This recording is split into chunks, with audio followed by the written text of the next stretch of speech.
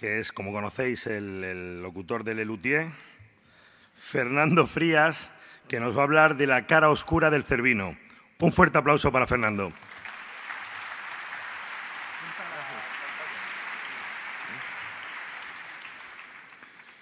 Bueno, muy buenas tardes a todos.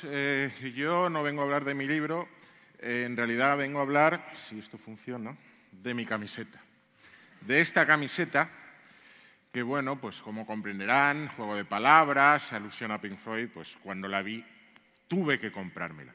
El problema es que yo tengo un armario lleno de camisetas y claro, en casa me dijeron, ¿dónde vas con esto? Y no se me ocurrió otra cosa que decir, es que la necesito para una charla de Naucas. Y aquí estoy.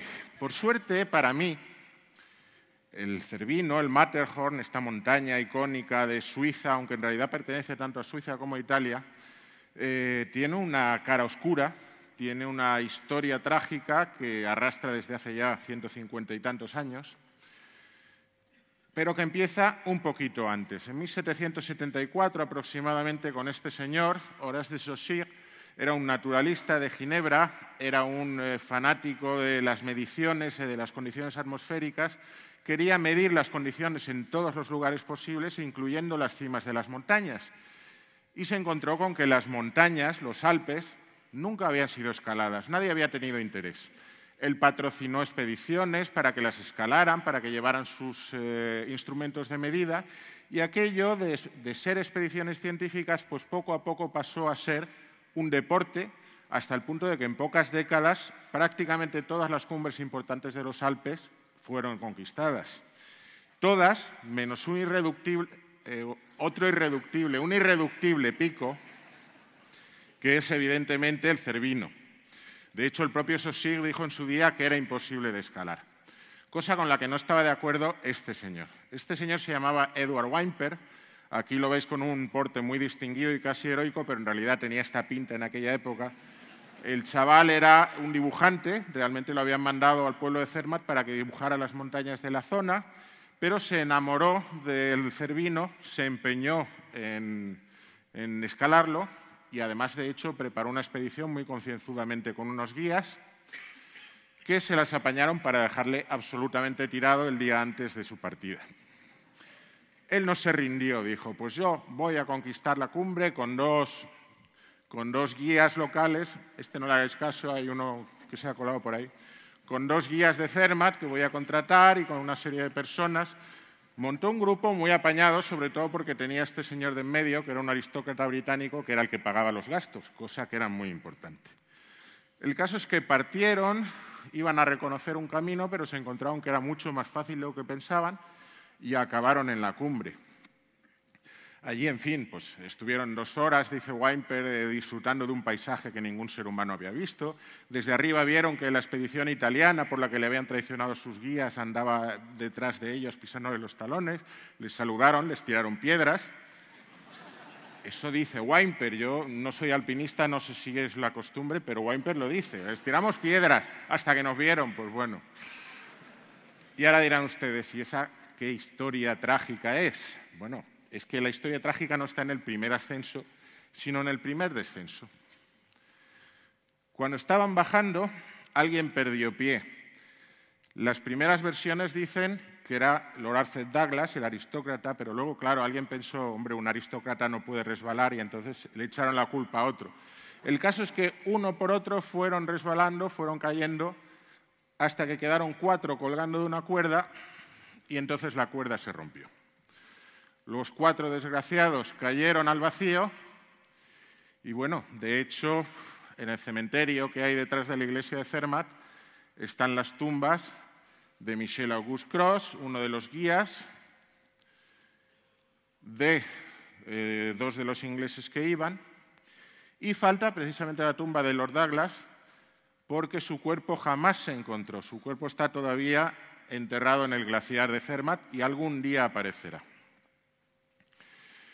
Bueno, como comprenderán, pues el hecho de que muriera un lord británico causó sensación, causó bastante escándalo, además que no apareciera el cuerpo, todo eso fue muy trágico y todo eso magnificó la tragedia.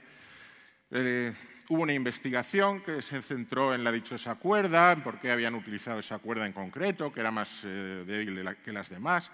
También hubo un interrogatorio a los guías de Zermatt, al cual contestaron con evasivas. En fin, todo un misterio que se prolonga hasta ahora y que es un misterio un poquito como los de Iker Jiménez, porque la verdad es que si nos fijamos en las investigaciones, pues la cuerda sencillamente no aguantó el peso porque ninguna de las cuerdas que llevaban aguantaban el peso. Los hombres no es que contestaran con evasivas, es que les preguntaban en inglés, hablaban en alemán y el traductor, por lo visto, estaba hablando del spin del electrón o algo así, porque traducía mal. Y en cuanto a por qué usaron esa cuerda, pues la cuestión era muy sencilla. Este artículo es de 1933, alguien sumó las longitudes de las cuerdas y dijo, la usaron porque no tenían más, no les quedaba otra. Bien, pues yo, gracias a esto, he podido hacer mi charla. Tengo mi camiseta, pero además, si se fijan ustedes, podría haber hecho un Naucas entero. Podríamos haber hablado de los instrumentos de Saussure, muy interesantes. Podríamos haber hablado también de cambio climático. Una de las razones por las que la gente no escalaba las montañas era porque era muy difícil llegar hasta ellas porque los glaciares se extendían mucho más. Y, de hecho, también con la retirada de los glaciares, pues algún día aparecerá el cuerpo de Lord Douglas, igual que aparecen de vez en cuando cuerpos. Podríamos haber hablado de deporte. Lord Douglas, pues bueno, era alpinista, pero el que era famoso en su familia era su hermano mayor, que era ciclista, era jugador de cricket, pero pasó a la historia sobre todo por su afición al boxeo, hasta el punto de que el primer reglamento de boxeo se llama Reglas del Marqués de Queensberry en honor al Marqués de Queensberry. Marqués de Queensberry que, sin embargo, fue famoso por otro asunto concerniente a la moral victoriana. Resulta que sus dos hijos eran gays, lo cual en aquella época era un problema o no, según se pudiera tapar o no. El mayor era amante del primer ministro, con lo cual todo se tapó, pero el pequeño tenía como pareja a alguien mucho más visible y mucho más vulnerable. Nada menos que Oscar Wilde, a quien el marqués montó una encerrona judicial que dio con él en la cárcel y acabó con su carrera y prácticamente con su vida. Y ahora dirán ustedes, bueno, esto ya no tiene mucho que ver con la ciencia. Vale, bien, pero es que el padre Oscar Wilde pues, era un cirujano muy famoso y hizo unas aportaciones muy interesantes a la oftalmología. Y no me negarán ustedes que la oftalmología tiene mucho de ciencia, como pueden ver en este libro, que no pueden comprar en el hall del teatro porque se ha agotado, pero bueno, a ver si nos traen más.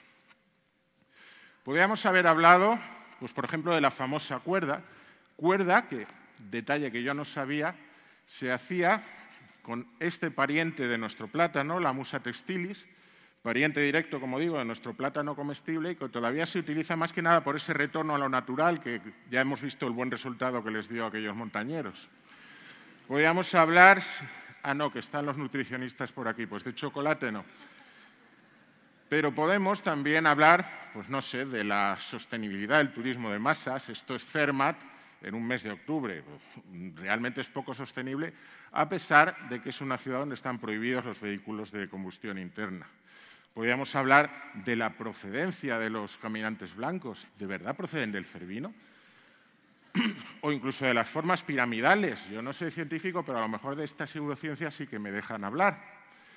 O incluso de la relación entre el premio Darwin y las locuras del alpinismo, porque al fin y al cabo, pues bueno, estos señores fueron a la aventura a lo loco y acabaron como acabaron.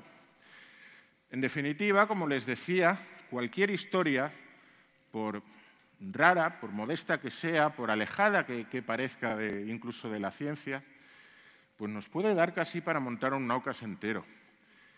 Y es que, como dijo alguien, es peligroso abrir la puerta de tu casa porque nunca sabes a dónde te puede llevar el camino.